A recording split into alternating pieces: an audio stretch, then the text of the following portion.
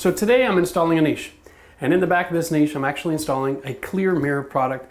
It's a company I ran into out in Las Vegas at the trade show, and what they have is they have a mirror that has power to it, that stays fog free, built-in lights. It's an amazing product, and I was looking at it, I'm thinking that would be an awesome back of a shelf niche so that I can have a stand-up lit mirror that never gets foggy so I can shave in the shower.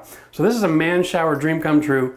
We're gonna go step by step how to install this bad boy, and then we're gonna put the contact information in the description below so that you can order this thing for yourself. So design-wise, what we did is we went out and we purchased tile that was the same dimension as the mirror. So it's an 18-inch mirror. We have an 18-inch tile.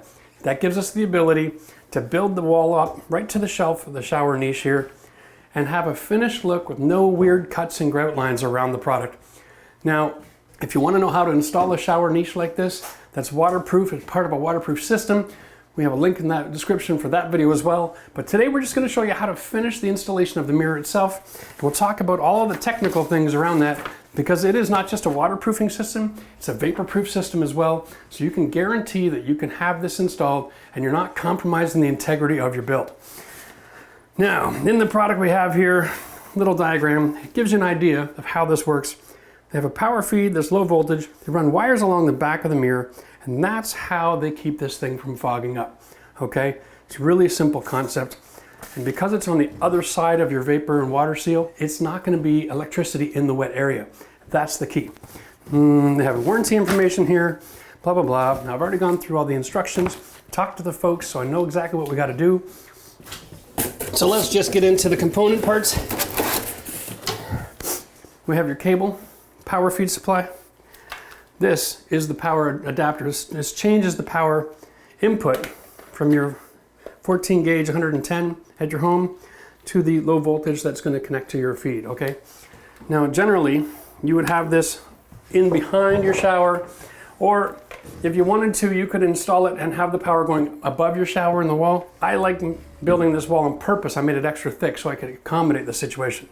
So I'm actually going to attach the power from the back side just as I'm dropping it in, and then I'm going to put a trap door in the other wall and make that electrical connection at a later date. As you know, we're renovating the whole farmhouse. The room behind this wall is the next one on the list after we're done the bathroom. Okay.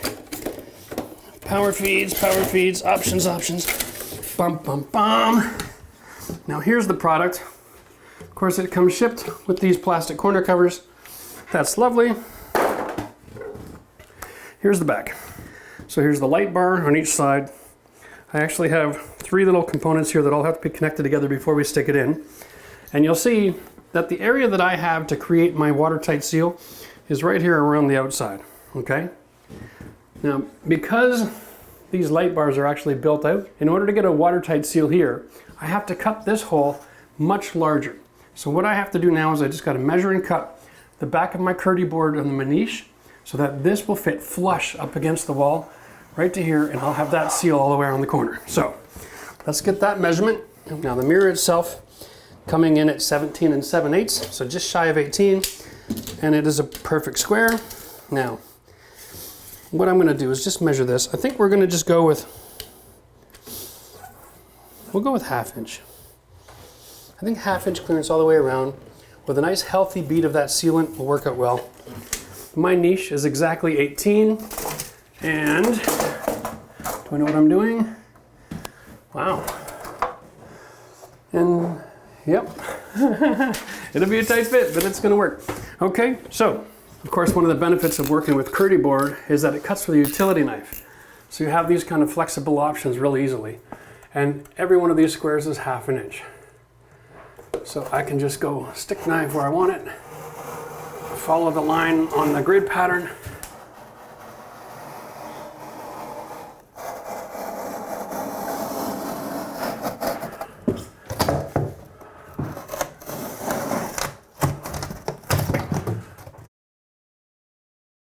So these are all just really nice quick connects. So here's my power feed. Now, I think for the purpose of the demonstration today, I'm going to simply feed this into the wall, and that should be good enough for me. See if this has a locking system or is it just push connect. And that's it. It just pushes together. Wow. So if I just hang it in the wall, it could pull off. Okay. So what I'm going to do is I'm going to mount this on the wall. I don't have much of a choice. Okay. Because this is going to be in the wall, and this cable is going to be connecting from inside of here, if I put it in this way, I run the same risk of over time this coming loose and disengaging. And then I'm going to have to be fishing up the wall and opening something up. So I'm going to install it this way, so then my cord can hang down and it's not going to disconnect by accident. Okay, so we're going to put this on the stud wall behind us here. We have plenty of room to work with, so we're not concerned. And it doesn't take a great deal of force to attach this. We're just going to leave the screw there and let gravity do the rest of the work. Okay, beautiful. Like I said, I'm going to be bringing in power into this wall in the new renovation, and this power will actually be on all the time, and that's fine. This product is actually listed and going to be just fine to have that happening. All right, there we go. Now on the other side of this wall, my floor actually starts here. So this will be right where I want it to be. And I'll just put a little trap door there with an electrical box with a receptacle, and then we'll have access, and that'll be fine. Okay, now these connections are just pushed together, and in a perfect world, I would rather if they had a twist on it. Yeah, see, that's a little protection cap. And all we do is take one of each of these. They're all running on the same voltage, so it's not going to matter. I read the instructions earlier. They come with 4 because there's one harness and there's a variety of different lights. So they make one harness that cover every situation, and that's it. Now because they don't twist together, I'm going to take the extra step here and just put a little bit of tape on each one of these so that I don't run the risk of this thing coming undone over time. And because it's low voltage, I don't need to use electrical tape, which is good because sometimes in the middle of a renovation, you can't always find it when you want it, which is definitely the case today. There we go. This is ultimate DIY man shower stuff, right? Okay. Now the trickiest part here is going to be to install this mirror without getting goop everywhere, right? So I'm thinking if I install it this way, my wires are all hanging away from my adhesive ring. If I was to install it this way, I risk getting everything all gooped up. So that'll be my installation technique. I'll bring the panel up, I'll plug it into here. All right, now I've got my 2-in-1 adhesive here. Now this is the area where you're gonna have options. Because we're dealing with the Curdy board, you could always use the Curdy Fix. It's an adhesive sealant that has been tested with that product, guaranteed to create a vapor seal and a water seal that's second to none. It's gonna last forever. This product here is Lepage 2-in-1 sealant. I'm from Canada. It's available in the local Home Depot, and it also has the same properties and does the same job. Now we are going to put a really healthy bead all around the edge. And this bead is going on, I would say, about a 1/4 inch thick, just to help guarantee that I've got a nice seal. This is not the place where you want to cut corners. The product works amazing, but the mirror has some adhesives on it to hold all the pieces in place. My inside corner joints have got some adhesive and sealant on them as well inside the niche here.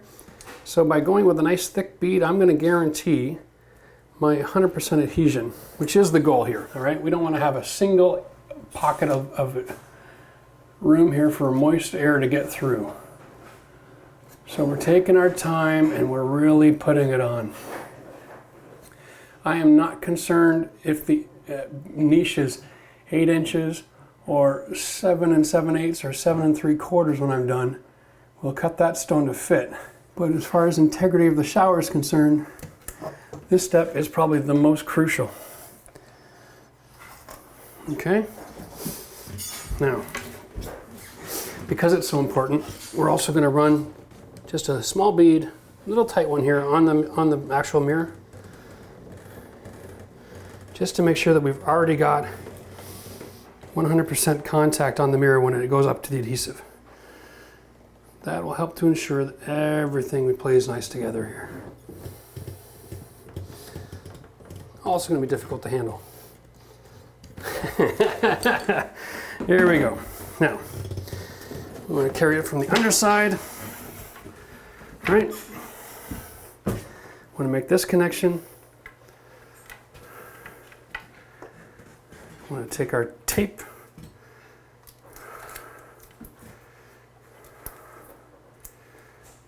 And we want to gently get this in place on the bottom. Get our wire hanging in behind. There we go.